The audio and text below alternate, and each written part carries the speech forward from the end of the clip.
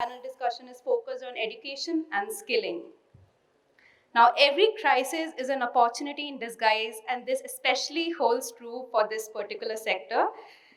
We saw in 2020 the sector witness exceptional growth thanks to the pandemic induced digitization opportunities. However, now we see somewhat consolidation of the sector as hybrid and offline K 12 test prep models resume. At this interesting juncture of the sector, we have a fantastic panel of investors and entrepreneurs in front of us who would take us through what really lies ahead for edtech sector in India. For this discussion, we are joined by Sarvesh Kanodia, Principal Omidyar Network India, who would also be moderating the discussion. We then have Nirav Khambhati, Managing Partner, Kaizenvest, Smita Sircar, President and CEO, Grey Matters Capital, Raheel Shah, co-founder, Eduvanz, Pallav Pandey, co-founder, UOLO.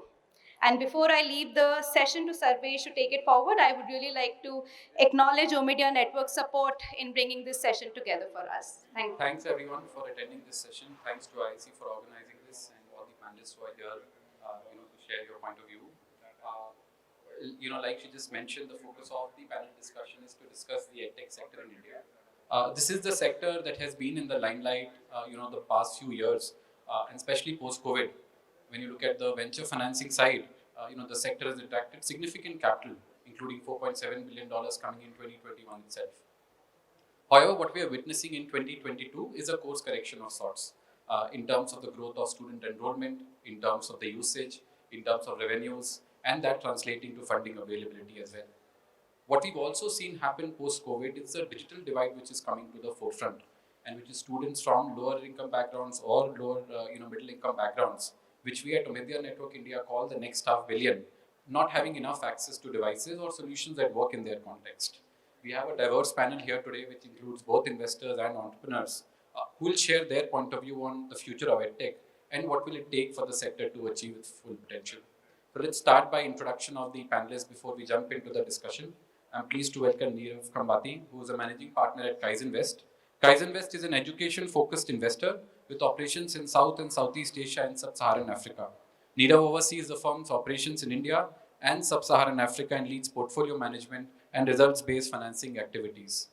Pallav is a co-founder and CEO of UOLO. UOLO offers free state-of-the-art mobile app for school management and parent communication.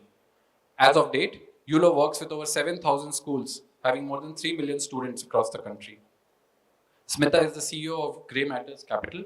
Grey Matters Capital is a US-based impact investing foundation working in the global south for over 2 decades now. GMC is a full-stack impact investor and uses early-stage equity investments, alternate mechanisms to scale, and ecosystem initiatives to create pathways for women and girls in the areas of learning, skilling, economic participation, and well-being. Raheel Shah is here. He's a co-founder and chief business officer for Eduvanz. Eduvanz is a fintech NBFC that provides low-cost, high-impact loans for upskilling, education, and electric mobility. They have deployed over $250 million in loans to positively impact lives of more than 175,000 borrower families. And finally, about me, I am Sarvesh Kanodia, part of the investments team at Omidyar Network India. We are an early stage focused impact investment fund with over $500 million deployed in India over the last 10 plus years. Now we are back in pre-pandemic. What we are seeing is that a lot of our partners are adopting, they are also evolving. Like for example, edtechs are now setting up coaching centers, offline coaching centers. So we are seeing that the growth will continue to happen. And in terms of, obviously this will change, pricing will change, things will become slightly more expensive. So the end customer will feel the pinch. But in terms of what I would recommend to edtech partners who are looking to get into the segment is to really see that you have to be aware that, like all segments, this is an evolving segment. 10 years ago, these partners, these brands did not exist, right? Now there will be a lot more consolidation. So what will ensure that you are creating true value is outcome. So if you are able to truly say that when your child does XYZ at our institute or when your school takes up this program, these are the outcomes. So as long as there's a very clear, measurable outcomes that enable confirmation that yes, this is my investment, I think entrepreneurs, ecosystem players will find value in that. And are there specific areas where you are seeing more growth opportunities for you? We continue to see growth across. So upskilling continues to happen. For example, there was a great resignation which was coming across, but we are seeing that there is still a lot of maramari for good talent, right? That happens. So we are seeing upskilling. We are seeing K-12, a lot of demand again in K-12. People want their children to go to the best school. So we are seeing these trends. We are also seeing a lot of activity in EV mobility as well, because kids are going back to college. Now they don't want the motorcycle. They would like that, quick joy rides. So we're seeing a lot more. We're seeing more uh, kids are asking for laptops because it's becoming hybrid. The learning is becoming hybrid. So we are seeing these trends come up. Interesting. So what you're saying is the spending still exists. It's just that the nature and form is changing. And what the tech entrepreneurs need to do is basically evolve their strategies accordingly, in tune with the current times. Correct. And Pallav, coming to you, he mentioned about schools. Schools have probably been the most impacted, both from a society perspective and as well as from a economy perspective. And post-COVID, they were obviously forced to use technology in some sense, right? What impact are you seeing now, in terms of their usage of technology as physical classes have resumed? And what does it mean for players who are focusing on the K-12 B2B space? Yeah. Yeah, so schools have had quite a journey. Pre-pandemic, schools were completely offline business. So we had a little bit of smart classes, schools using maybe ERP for the internal management, but by and large, the learning was offline. And it was interesting because the entire world changed with the internet, from food to commerce to everything, but the schools remained the way they were, completely offline. And then pandemic happened, and they were forced to adopt technology overnight. A lot of them could, and a lot of them could not.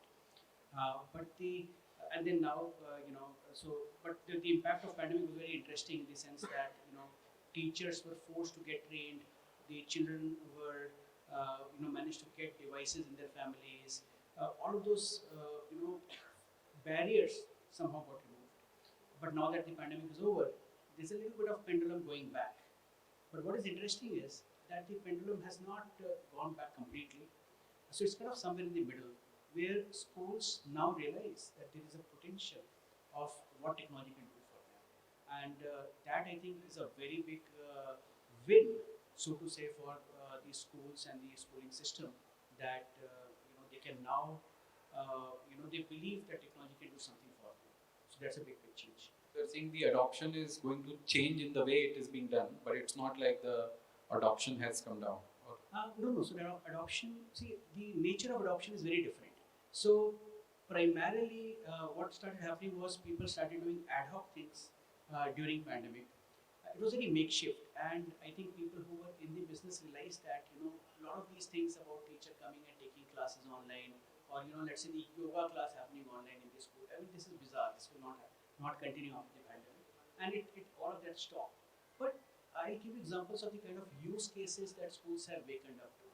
So the school has started, a lot of schools that we work with, they've started getting their children to submit poem recitation on the app. So they've started doing a video submission of that. Now imagine the impact of something like this on the overall presentation and communication skills of the child, right? This was just not possible in the pre-pandemic world.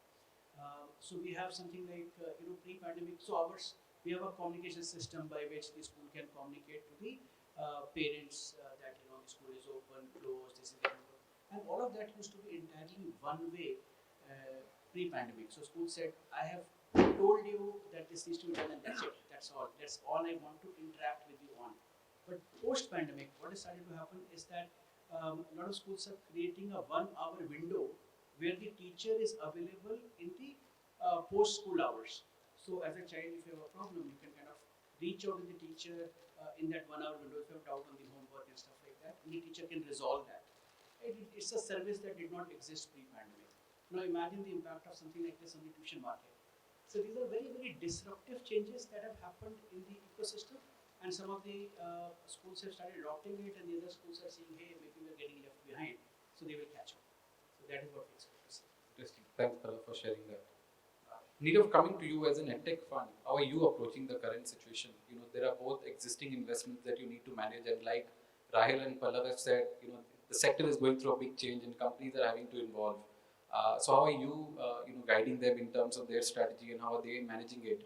And as you look at future opportunities, what is your guidance on that? First of all, Sarvesh, thank you very much for having me here today. If you don't mind, I want to start with an anecdote. Uh, you know, I don't know if you're following, but yesterday the JEE advanced results got announced, right? So there's a very dear friend of mine and her son, Ishan. He came 14,000 something in the JEE advanced. Now look at the statistics, right? You had about 160,000 people, first of all, getting qualified for JEE advanced, which was about 10% pool of all the people who wrote JEE mains. So this boy is like 1% of the STEM talent that this country has at his level. He won't be making it to any of the IITs. The guys who would actually be making it, majority of them want to go into computer science, but they'll not get into computer science, so they'll take whatever streams available to them and hope like hell that they get into computer science. So all the investment that is made into civil engineering, mechanical engineering, aerospace engineering is all going to get wasted. The guys who get into computer science, quite a few of them will end up doing their MBA from IIMs, and therefore we're going to lose that talent. And everybody else will come out, will be told that you're not employment ready. Right? Now this is just a microcosm of the problem that our education system has. The system's broken at multiple places. And thankfully, over the last, I think, more like 20 years, private capital has risen to the challenge. And we're now seeing so many innovative private sector solutions like the ones that Raheel's building or Pallav's building that are trying to address these issues. And as long as there are these mighty problems, we remain extremely bullish on the education sector. I'm completely convinced what we're seeing in EdTech is basically Gartner's hype curve.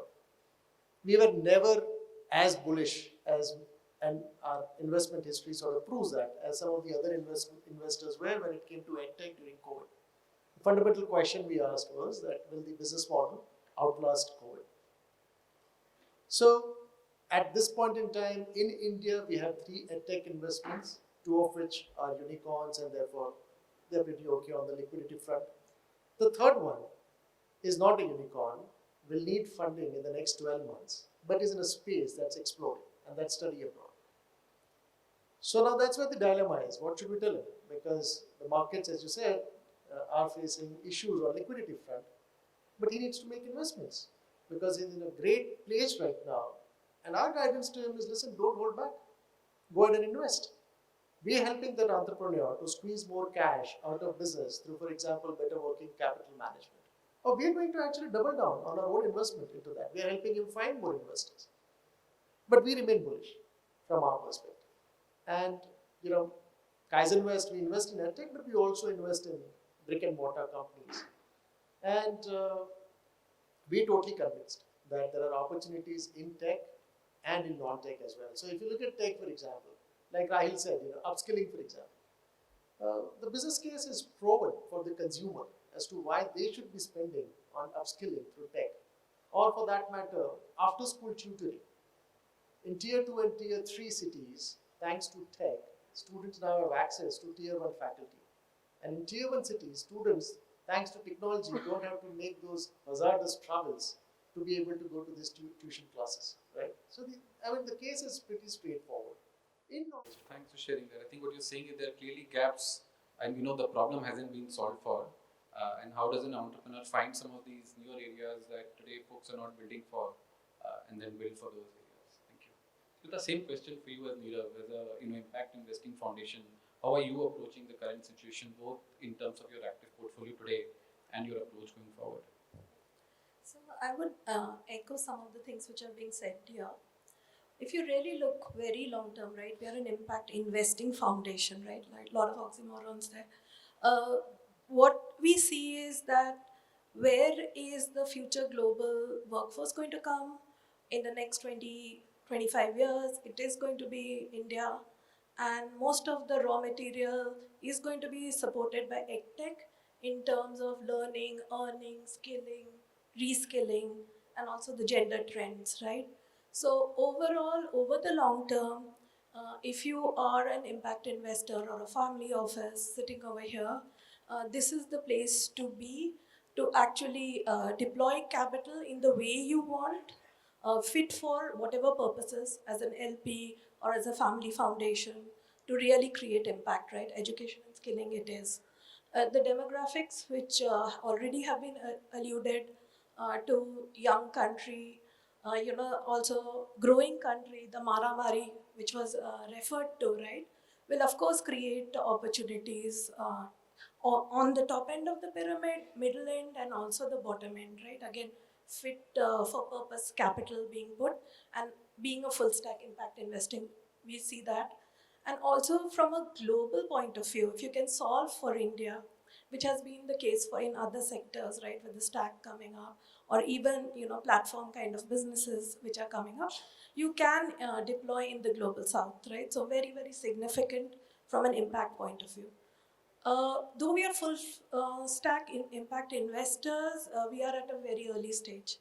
And some of the funds which we invest in actually come in and pick up after we put in the catalytic capital. Overall, in the sector for the next 2 years, it's not news to anybody with the COVID. It's given a multi-year fillip to the blended kind of businesses, the hybrid models. Agree completely with Pallav, that will stay. We have always been focused on the blended model, right? Especially with our focus on affordable private schools, we saw the need for teachers and intermediaries. And new edtech models can come in to actually fill those particular gap with a human interface in the middle, at least for a couple of years. So the due diligence processes, of course, will be longer. There is not so much free money flowing in. So what we are actually telling our 10 odd education and edtech focused companies are to go back to basics, right? Look at your contributions, look at working capital, look at liquidity management, all the basics, right?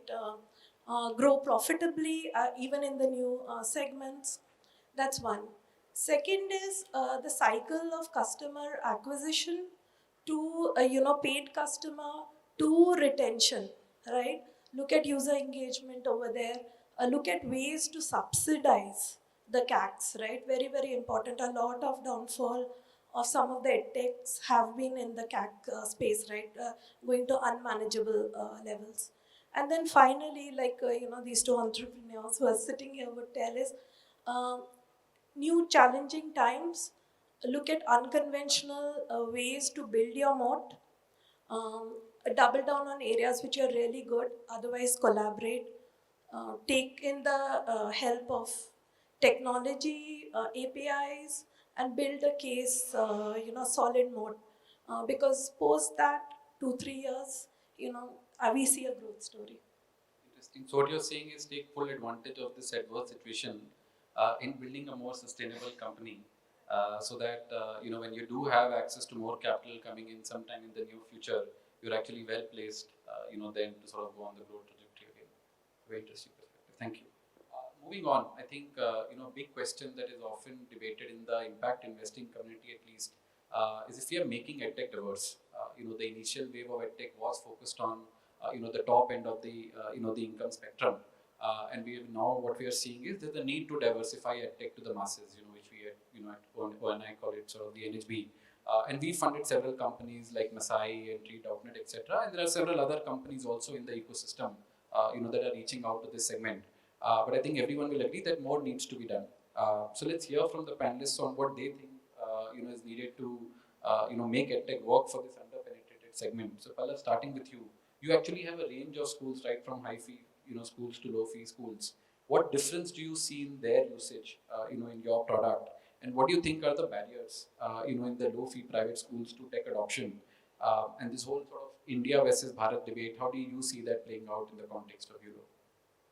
Yeah, so the affordable private schools that we have in India, they constitute kind of the bulk of the students that go to school in India in the private school market, and not really the kind of schools that most of us would have gone to.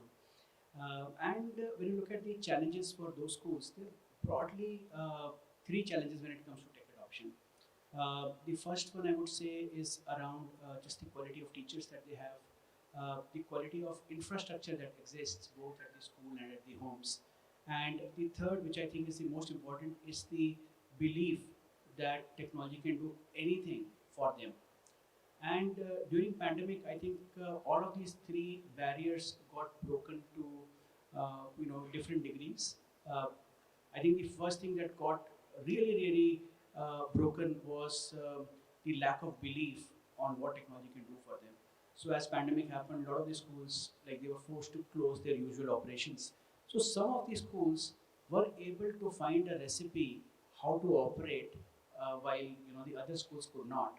And the ones that could not operate, they were just looking and wondering, I mean, what is it that we're missing? It just doesn't look that hard. Like the school, which is my neighbor, practically, they have figured it out, and all of my students are actually going there. So what is it that I can do?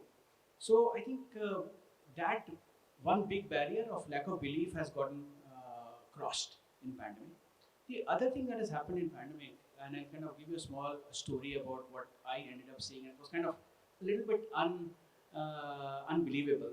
So we work for a school which is kind of about 80-100 kilometers off Calcutta. So this affordable private school, the fees is about 700 rupees a month. And I was talking to the principal, and he said that we were actually able to get, I mean, like 95% of the parents to have smartphones given to their children, not dedicatedly, but few hours in the day. And that allowed them to do various things that the school wanted to do. Actually, we were running a particular program for English speaking in that school, where the children were supposed to speak into the app, and the app would give them feedback about what they're doing right and not. And there was certain demographic that we had in mind, and it was very pleasant to hear that even in the 700 rupee per month kind of price point, things were happening. And it was kind of, it caught the fancy of people so much that the entire private school association of West Bengal, about 100 odd schools, they want to do the same thing. So it's kind of happening, and people are realizing that the second-hand smartphone is not such a big deal that you cannot afford. The problem is that the Indian families are very budget conscious. So they will not go and splurge on a smartphone if they don't need one. But once they realize that they have a need for a smartphone and it can kind of fit into the big aspiration that the family has, that my son or the daughter gets educated properly, they're willing to make that investment. So that is also the second barrier that got broken in the pandemic. And I think the third thing, got a little bit improved the whole teacher issue. But the reality is that the teacher quality in affordable private schools is subpar, and it is not going to change fundamentally. And it is also a function of the kind of fees that they collect, right? They're not able to pay their staff as much. So what we have to do as entrepreneurs and maybe also as investors, to help do innovation which makes sense for the teacher, this particular teaching community. They're not very tech savvy. So there are people who have never ever operated a computer in their life. A lot of people have not even touched one computer in their life. So expecting them to use one in this school is not going to happen. The only piece of technology that they're comfortable with is a smartphone. So if you can figure out a WhatsApp-like user experience for the teachers, maybe that is where the magic might lie. And I think this is how we look at it. I think this is a great opportunity for the Bharat to catch up with India using technology. And I think it's all happening right now in different shapes and sizes across India. Interesting. So what you're saying is the adoption is happening, and what entrepreneurs need to do is basically contextualize their offering rather than starting with the approach of, okay, this is what I think it takes. Understand what the context is and then build accordingly. Especially in the school segment, I think a lot of times the first principle breaks down. So you have to actually spend a lot of effort and time to just look what is actually happening on the ground, and whether what you are going to do, does it even make sense to the school or not. I mean, it's remarkable how off sometimes we are when we get into a lot of this blue sky thinking about what will work in the schools. You have to actually go down there and see, what is how the schools are operating and come up with something meaningful. Interesting. So stay close to the user. That's your guidance. Interesting. Nirav, coming to you, what have been your learnings around income segmentation? Have you invested in different kinds of companies which are catering to different income segments? So what have been your learnings on what's worked and not worked across the income spectrum? And what parameters do you look for in companies that are specifically catering to this low income segment, the NHB segment, on what it will take for them to be successful? So I think from our perspective, three criteria become quite important. Access, affordability, and application. Right? So let's say just talk about tech. First of all, whether there is sufficient network quality available, which thanks to whatever has happened over the last few years, that problem has been solved now. Then there's this issue of affordability. Affordability and application go hand in hand. If I have the right kind of applications available, then my ability to pay also goes up by that much, right? Once again, I think Moore's law, hardware pricing coming down, and therefore smartphones becoming cheaper, and then thanks to all the applications that companies like UOLO are building, the business case for NHB to adopt technology is getting better and better. So from our perspective, what we have learned, the key insight is that there is a viable business model across the entire income spectrum in India, barring the very bottom. And therefore, when we look at different businesses, the kind of questions that we have to ask are pretty much the same. So the first question we ask is whether the addressable market is large enough. If the addressable market includes adjacent spaces, then would tackling those adjacent spaces need a lot of rework on part of the company, or with little modification, they can enter those adjacent spaces. So we sort of look at the total immediately addressable market and future addressable market of the company. The second thing that we look at is, does the company have a clear, monetizable, and defensible differentiation in whatever it is doing? And the third thing that we ask is whether the company has a team that can execute well together, and most importantly, has unique insights about the segment that they are addressing, including the NHB. So for example, if it was NHB, from their perspective, how important is the use of vernacular or English in terms of content communication? Or what are the device limitations that they are aware of and therefore are catering to? What are the price points at which they operate? This is the kind of things that we look for when we look at businesses in that segment. Interesting. So what you're saying is, even as a commercial investor, it's not like you will have a different point of view of a company that is catering to NHB. The evaluation criteria that you mentioned, will be similar, obviously contextualized to that particular company and how they are doing it. Yeah, absolutely. I mean, we've seen that, right? Like we started off, let's say, if I were to just look at, since I spoke about the JEE entrance exams, we had these models which were paid models where students paid a large fee, and then they addressed the top of the pyramid. And they acquired volumes in subscriber terms, even in revenue terms now. And then on the other hand, we have business models which rely on free YouTube content to begin with. And they rely on a very large subscriber base that pays them small amount of money. And they become unicorn as well. So I think there are opportunities that are there across the spectrum. We just need to make sure that we've got the right model in place for the target market that we're addressing. Makes sense. Smita, coming to you, all the sort of positive aspects that Nirav just mentioned. There is still a barrier, when it comes to sort of edtech at scale, and which is the one he was referring to in terms of contextualization. Pallav referred to the fact that devices have been an issue, and though some of it is sort of getting solved, What is GMC's strategy, to solve for some of these challenges? So, overall, like I mentioned, we are different in this panel because we are an impact investing foundation, right? So, we have some capital to push the envelope, uh, and we do so. So, overall, whenever we make the investments in, it has to, other than the investment thesis, there is the impact thesis, and it's at two levels. One is it has to be low resourced communities, and the second is around additionality in gender, right? How is this improving women and girls? It doesn't have to be companies which are only focused on women and girls, but they can't be excluded. They have to be accounted for.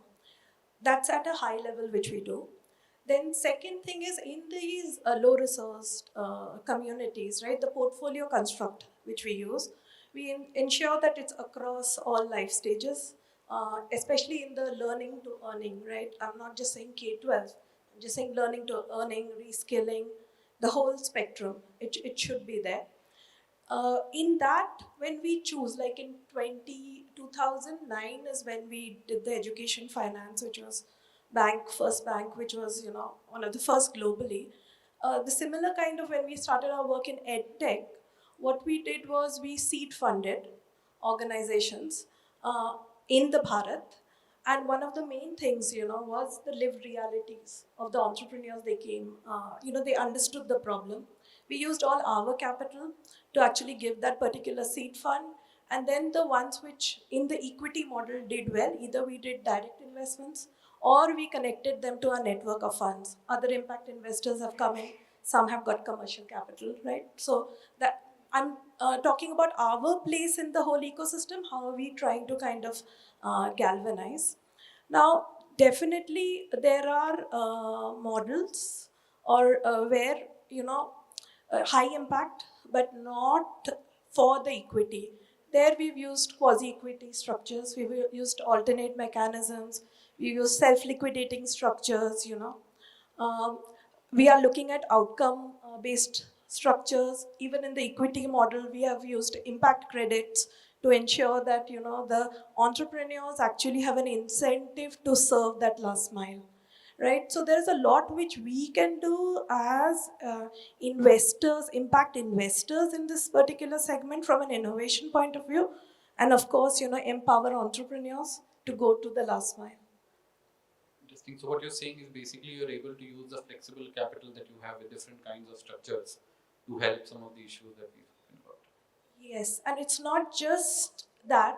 There are other things. You have to give them science-based knowledge, right? So we ran Calibrator, which was basically behavior science, looking at the engagement part of it, right? We accelerated about 17 companies in a zero-cost model because the challenges are real, right? So it's not just capital.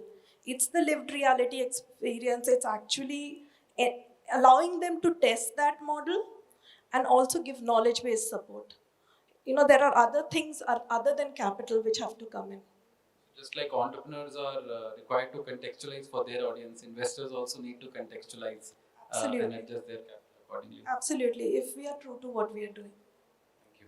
Raheel, coming to you, can you talk about the background of the income spectrum of the students that you are supporting, and what innovative models are you seeing that can help finance the student education beyond the loan structure that we are seeing today?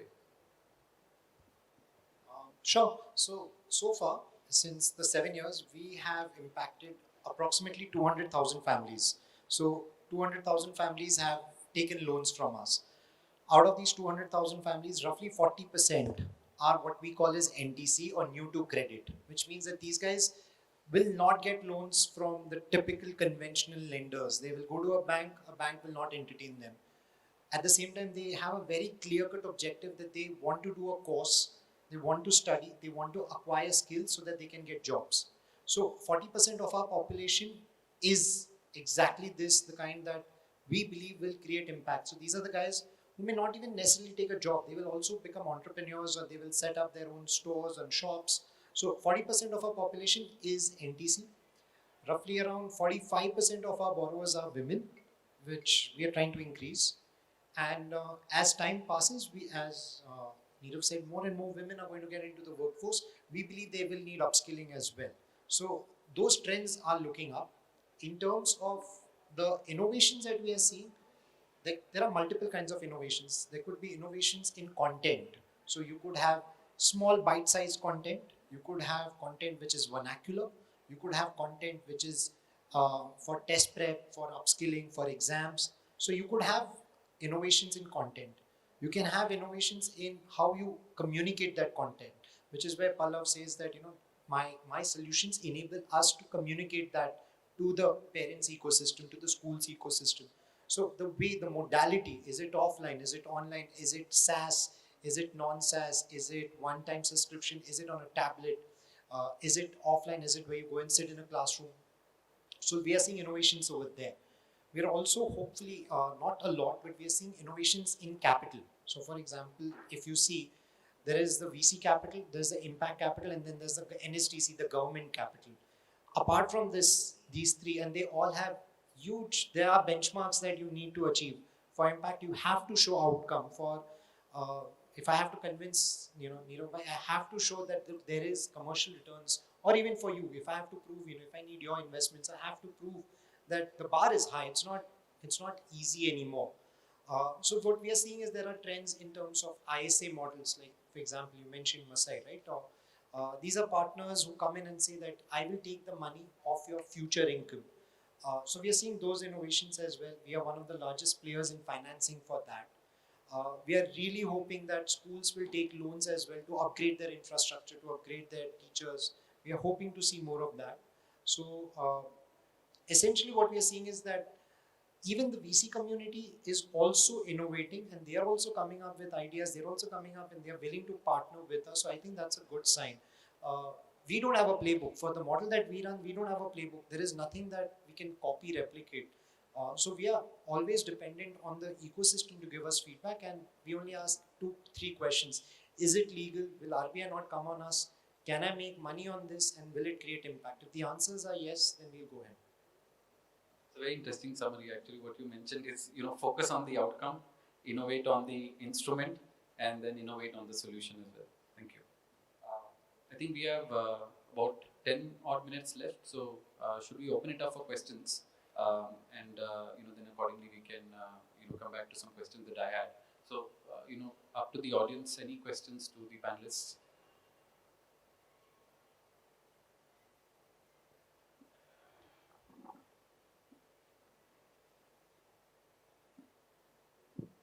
Just wanted to get your guys' opinions. Do you think that equity funding should be allowed in schools, or do you still think that status quo in terms of what is happening with the structures that are present as a non-profit, that is the way forward, or do you see a case that we should open it for equity funding? I think if I heard the question right, should the private schools be allowed to innovate on the structure, or should the current structure be continued with? Who's the brave panelist to take this question?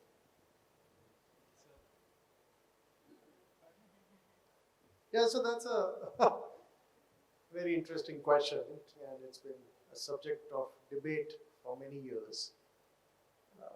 I'd begin by asking myself if the current structures of not allowing equity, or in some ways the for-profit model in schools, has it worked? And from whatever we are seeing around us, it doesn't seem to have worked. If at all, it only encourages more rent-seeking behavior. And entrepreneurs find innovative ways of converting a non-profit model into a for-profit model, right? So I'm not sure if the focus should be on deciding what form of funding arrangement the entrepreneur uses. I think the focus should be on whether we are, as a system, producing high quality education outcomes that are relevant, and we do that in an equitable manner. As long as we are able to do that, I don't see a problem in having for-profit structures. Yes, we certainly don't want profiteering, but in our attempt to weed out that 5% of profiteering, are we sort of throwing the baby out with the bathwater, is a question that we really need to debate.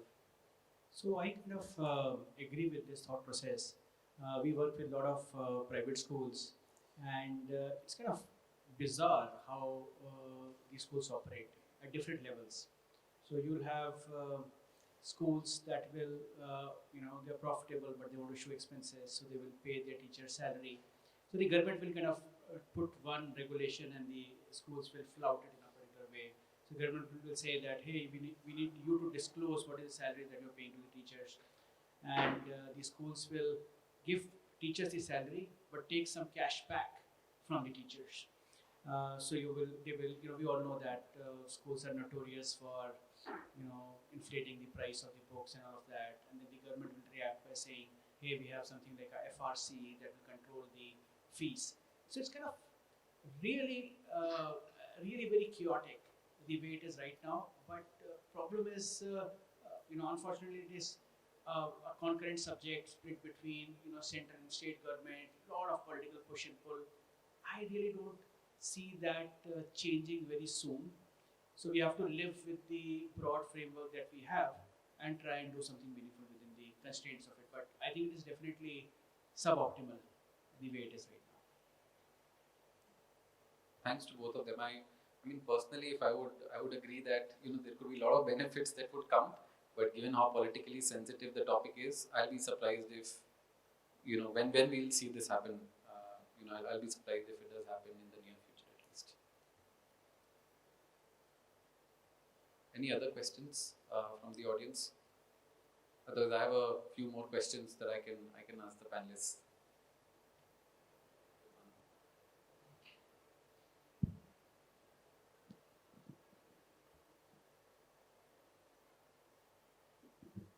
Hi, I'm Nikunj Tang, and I work mostly in the banking, strategy, and consulting space. Education is not an area where I've deeply sort of invested my time and energy, but something that I have some personal interest in, being the son of a teacher myself. So just wanted to understand, India in the future would be, we say that will be the workforce for the globe, right? And personally, I work for Accenture, and in the IT and ITES space, we do find that people have the domain skills, the IT skills, but many a times the English skill, right? The power to speak English. When I say English, it's not just speaking English, listening a different accent, writing good English, and all of that, right, is an important component of making an individual a global citizen, a global worker, right? So with all of this globalization that's happening, do we really see investments coming in making our Indian workforce global, purely from an English sort of standpoint? Because I think the domain skills, the IT skills, all of that, I think we are investing in, right? So, I can speak from our experience. I think the first English investment which we had done was Speakwell way back in 2015, I'm guessing. And it was really in the low income segment and using vernacular and English together, Marathi and English. And we see many more such in English speaking specifically, these kind of blends which are coming through. As far as you're right about, one of the things which is in short supply from the supply side are teachers. And there are innovations in the model to bridge that particular gap. Like there are companies which first skill the teachers for a job and then, apply them in education for English speaking. Even in rural areas, there's a company called ThinkZone which we've invested in 2018, back of the beyond Odisha, which turned their model to first digitally enable the youth and then them teaching. So what I'm trying to say is that, there is a certain level who will go into Accentures and all that will continue to happen. But from the informal to the formal, from basic needs, from 21st century skills, those, 1,000 entrepreneurs have to be kind of supported across the country to make that it to be a groundswell. Anyway, and that's where the role of impact investing in the early stages will come in. And of course, some of them will go on to be unicorns, will be part of funds and all that. But it is a consolidated effort. It will not happen. The promise is there from demographic perspective, but a lot of work, along with the work which the government is doing, right? And then for people like impact investors to come in and really be catalytic about it, has to be there. Pallav, do you want to add to that?